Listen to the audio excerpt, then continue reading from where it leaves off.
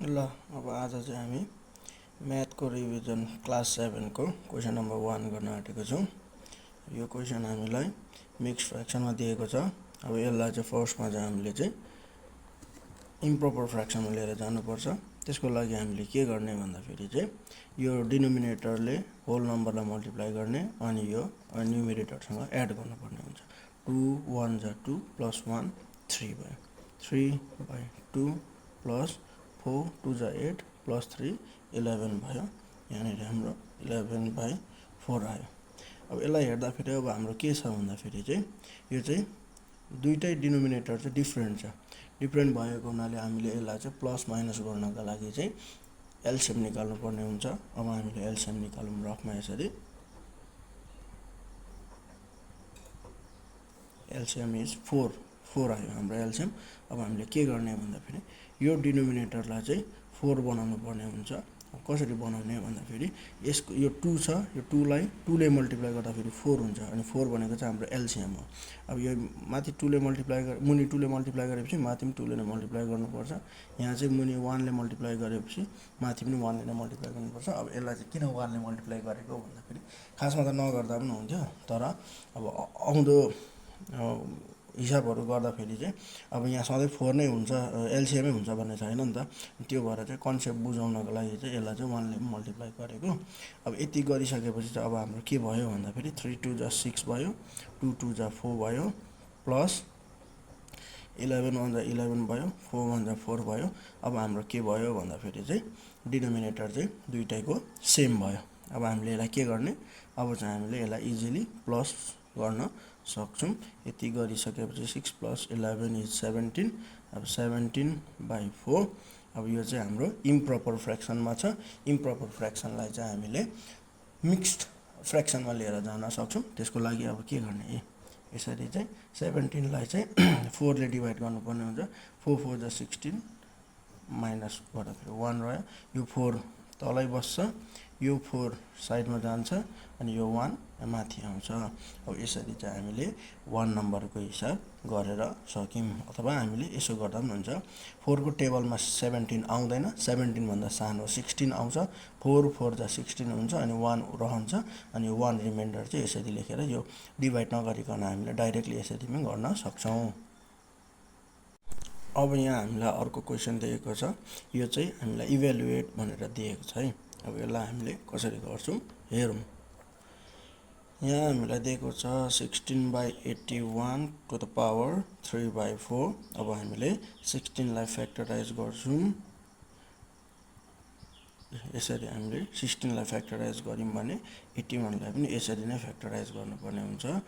2 3 27 times 81, 3 9 times 27 अनि 3 times is 9। यति गरेपछि अब हामीलाई के थाहा भयो भन्दाखेरि 16 भनेको यति रहेछ भने 81 भनेको 3 × 3 × 3 × 3 रहेछ। यसको होल पावर 3/4 छ। यसलाई हामीले के गर्न सक्छौँ, यो 4 वटा 2 छ, 3 पनि 4 वटा भएको हुनाले हामीले यसलाई 2/3 होल पावर 4 लेख्न सक्छौँ है। अनि इन्टु 3/4 पावर त दिएको नै छ क्वेसनमा। अब यो 4 र यो 4 क्यान्सल भयो। अब आयो कति, 2/3 को पावर 3 आयो। यो भनेको 3 टाइम्स 2 गर्दाखेरि 8 हुन्छ अनि 3 टाइम्स 3 गर्दाखेरि 27 हुन्छ। And this is our answer. अब हाम्रो नेक्स्ट क्वेसन सल्भ दिएको छ। Let's do it. 9 7x - 2 = 5 10x - 1। अब यसलाई हामीले के गर्ने, और लेखेर यसले यो 9 ले 7x र 2 दुईटैलाई पालेपिलो मल्टिप्लाई गर्नुपर्ने हुन्छ। 9 7 जा 63, x - 9 2 जा 18 = 5 10 जा 50x - 5 1 जा 5। और अब यहाँ हाम्रो के भयो भन्दाखेरि 6x र 50x यो दुईटा चाहिँ लाइक टर्म्स हो। अब यिनीहरूलाई चाहिँ हामीले सँगै ल्याउनु पर्ने हुन्छ है।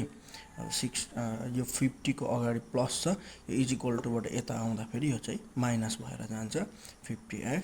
अब यहाँनिर -5 छ अनि यो 18 अब यहाँ आउँदाखेरि यो इज इक्वल टुबाट यता आउँदाखेरि यो माइनसको साइन चाहिँ चेन्ज भएर प्लस भइदिन्छ। अब यो दुईटालाई हामीले सल्भ गर्दाखेरि 63 माइनस 50 भनेको 13x हुन्छ। अनि यो दुईटामा अब डिफ्रेन्ट साइन छ, एउटाको माइनस छ एउटाको प्लस छ, त्यही भएर हामीले माइनस गर्नुपर्ने हुन्छ। अनि दुईटा नम्बरमा 5 र 18मा 18 ठुलो हो अनि 18 को साइन प्लस भएको हुनाले हाम्रो आन्सर पनि प्लसमा लेख्ने हो अनि 13 लेख्ने हो है। 18मा 5 घटाउँदा 13 हुन्छ। अब हाम्रो के भयो, x इज इक्वल्स टु यो 13 छ अनि यो 13 यता आउँदाखेरि मल्टिप्लाई थियो डिभाइड हुन्छ अनि यो 13 लाई 1 टाइम काट्छ, therefore x is equals to 1 is our answer. अब यो नम्बर 4 को क्वेसन छ, यसले चाहिँ हामीलाई फाइन्ड HCF भनेको छ। अब यो HCF निकाल्नुको लागि कुनै पनि मेथड स्पेसिफाई नगरेको हुनाले हामीले जुन मेथड हामीलाई इजी लाग्छ त्यही मेथडबाट गर्न सक्छौँ है। अब यहाँ मैले डिभिजन मेथडबाट गरेँ। अब डिभिजन मेथडबाट गर्नको लागि 45 लाई 30 ले डिभाइड गर्नुपर्ने हुन्छ। अब 30 को टेबल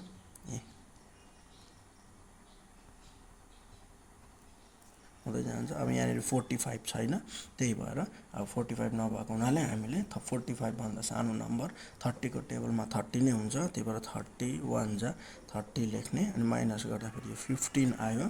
अब 15 ले के गर्ने भन्दाखेरि यसले फेरि यो 30 लाई नै डिभाइड गर्नुपर्ने हुन्छ। अब 15 ले 30 लाई डिभाइड गर्दाखेरि 15 2 टाइम्स इज 30। अब हाम्रो रिमाइन्डर 0 आयो। अब यसपछि रिमाइन्डर 0 आएपछि अब हामीले फेरि के गर्ने भन्दाखेरि 30 र 45 लाई त हामीले डिभाइड गरिसक्यौँ। अब 60 रह्यो। अब 60 लाई 15 ले फेरि डिभाइड गर्नुपर्ने हुन्छ। हामीले अगेन लेखेर 60 लाई चाहिँ 15 ले डिभाइड गर्ने। 15 4 टाइम्स इज 60। अब फेरि हाम्रो के भयो, रिमाइन्डर 0 आयो। अब 15 ले डिभाइड गर्दा 30 लाई र 60 लाई डिभाइड गर्दा फेरि चाहिँ रिमाइन्डर 0 आएको हुनाले हाम्रो HCF नै के हुन्छ भन्दाखेरि चाहिँ 15 हुन्छ। देयरफोर HCF इज 15 भनेर लेख्नुपर्ने हुन्छ। HCF भनेको हाम्रो highest common factor is 15। Next is question number 5। Question number 5 ले के भन्छ, find the average of first 5 prime numbers भन्छ। सुरुमा हामीले चाहिँ फर्स्ट 5 प्राइम नम्बर्सहरू लेखौँ। अब फर्स्ट 5 प्राइम नम्बर्स के हो भन्दाखेरि चाहिँ 2 3 5 7 एन्ड 11। यो चाहिँ हाम्रो फर्स्ट 5 प्राइम नम्बर्सहरू भयो। अब हामीले के गर्नुपर्ने हुन्छ, एभरेज निकाल्न लागि यसको सम निकाल्नुपर्ने हुन्छ है। सम अफ अब्जर्भेसन भनेर हामीले के गर्यौँ, 2 + 3 + 5 + 7 + 11 निकाल्यौँ। अब यसको सम कति हुन्छ भन्दाखेरि 5 5 10 10 मा 7 17 18 28 हुन्छ है।